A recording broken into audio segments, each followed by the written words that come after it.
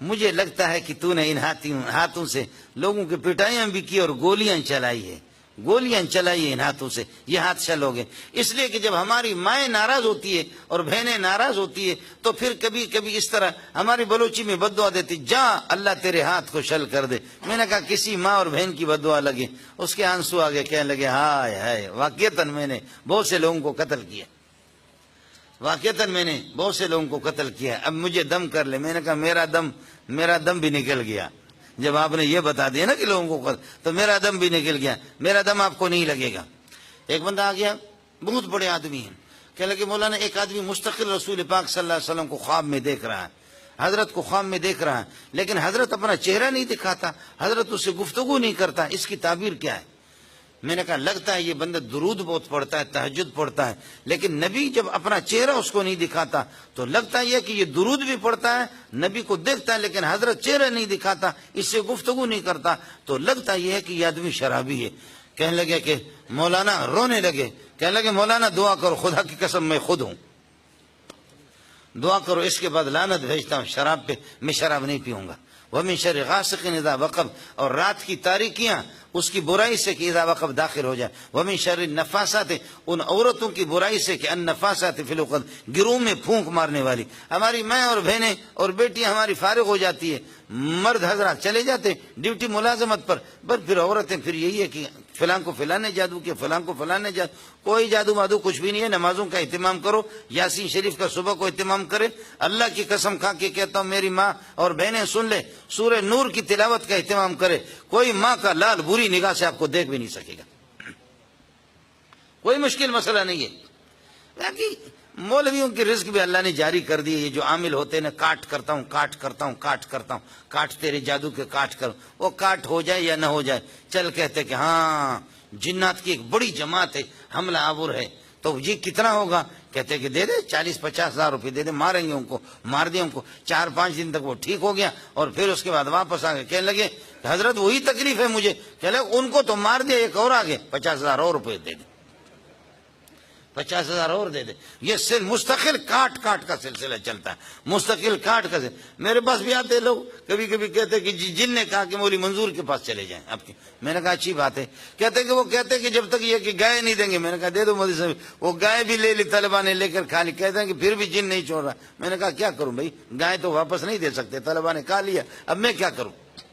عجیب لوگ ہے، جب دینداری نہیں ہے، قرآن کی تلاوت نہیں ہے، یاسین شریف کی تلاوت نہیں ہے، سورہ نور کی تلاوت نہیں ہے، معوذتین قل اعوذ برب الفلق من شر ما خلق ومن شر۔ حضرت اقدس صلی اللہ علیہ وسلم خود فرماتے، شب معراج پہ جب میں تشریف لے جا رہا تھا، حضرت اقدس فرماتے کہ ایک ایسا بھوت لگ گیا میرے پیچھے، موطا امام مالک کی حدیث سنا رہا، فرمایا اس کے منہ سے آگ کے شعلے نکل رہے تھے، تو اللہ نے مجھے حکم دیا کہ اعوذ بکلمات اللہ التامات من شر ما خلق۔ یہ اگر آپ کو یاد نہ رہے تو قل اعوذ برب الفلق برب الناس تو یاد رہیں گے، اس کو پکڑ۔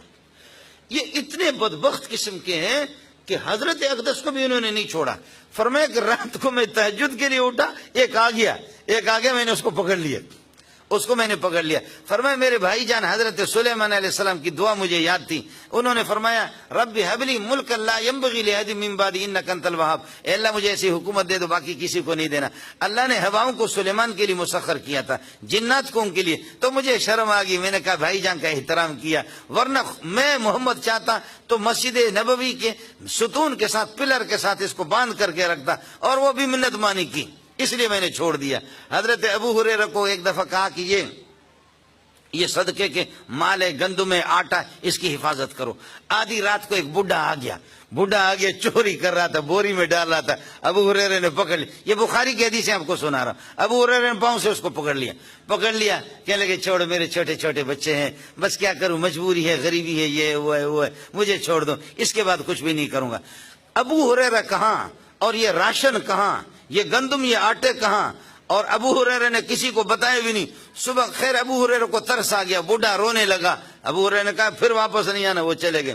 صبح کو درس میں گئے، یہ قرآن کے درس کا فائدہ ہوتا ہے، یہ حدیث کے درس کا فائدہ۔ صبح کو جب درس میں گئے تو حضرت اقدس صلی اللہ علیہ وسلم مسکرا کر کے کہنے لگا ابو ہریرہ وہ تیرے رات والے مہمان کا کیا ہوا؟ اللہ اللہ، ابو ہریرہ وہ تیرے رات والے مہمان کا کیا ہوا؟ کہنے لگے حضرت وہ بوڑھا تھا، ترس آ گیا یا گیا ہے، اس کو کہتے نبی، اس کو کہتے نبی۔ سبحان اللہ، یہ آپ کا معجزہ ہے۔ فرمایا کہ خیال کر لینا ابو ہریرہ پھر آئے گا۔ ابو ہریرہ کہتے کہ دیکھتے ہیں، پھر دوسری رات کو پھر آدھی رات کو پکڑ لیا۔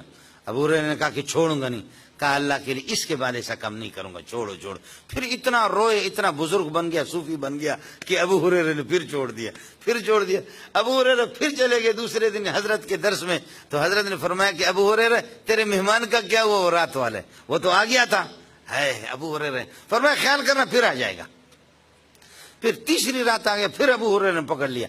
تو پھر ابو ہریرہ کو کہا کہ اس کے بعد نہیں آؤں گا، لیکن تم لوگوں کی کمزوری ہے، تمہاری کوتاہی ہے اور تمہاری غفلت ہے، ایک دم تمہیں بتاتا ہوں، وہ کرو تو ہم کبھی بھی نہیں آئیں گے، ہم کبھی نہیں۔ وہ دم کیا ہے؟ فرمایا اللہ لا الہ الا هو الحی القیوم لا تاخذه سنة ولا نوم له ما في السماوات وما في الارض من ذا الذي يشفع عنده الا باذنه يعلم ما بين ايديهم وما خلفهم ولا يحيطون بشيء من علمه الا بما شاء وسع كرسيه السماوات والارض ولا يؤوده حفظهما۔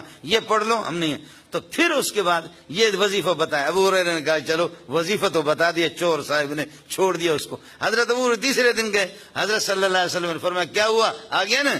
فرمایا حضرت آ گیا، پکڑ لیا، لیکن ایک وظیفہ بتایا۔ کہا کیا وظیفہ؟ کہا اللہ علیہ آیت الکرسی پڑھ لو۔ فرمایا یہ شیطان تھا، آپ پہچان نہیں رہے تھے، لیکن وظیفہ صحیح بتایا ہے، وظیفہ صحیح بتایا کہ یہ آیت الکرسی سے ہمیں گولی لگتی ہے۔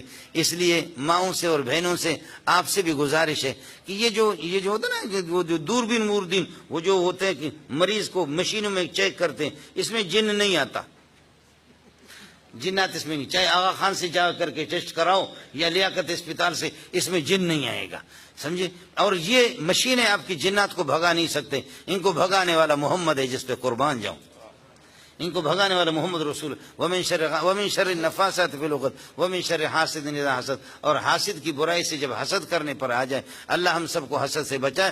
حسد یہ کہ مولانا منظور یوسف کو اللہ نے کوئی نعمت دی ہے، میں یہ ہے کہ جل رہا ہوں کہ یہ نعمت کسی طرح سے چھن جائے، یہ حسد ہے، یہ حرام ہے۔ اور ایک ہے رشک ہے، غبطہ ہے اور رشک ہے، وہ یہ ہے اللہ نے اس کو دیے، اللہ مجھے بھی اسی طرح دے دے، اللہ اس کی اجازت ہے۔ اس کے بعد فرمایا قل اعوذ برب الناس ملک الناس، اس کی 6 آیتیں ہیں۔ آپ کہہ دیں کہ میں پناہ میں آ جاتا ہوں لوگوں کی، یہ کہ تربیت کرنے والے جو لوگوں کا رب ہے، رب الناس ملک الناس الہ الناس، ناس ناس ناس الناس الناس انسان کو کہتے ہیں۔ ایک انسان کی بچپن کا زمانہ ہے، ایک نوجوانی جوانی کا زمانہ ہے، ایک بڑھاپے کا زمانہ ہے۔ بچپن کا زمانہ تو والدین کے پاس ہے، اور جوانی کا زمانہ بیوی بچوں کے پاس ہے، اور جب آدمی بوڑھا ہو گیا تو پھر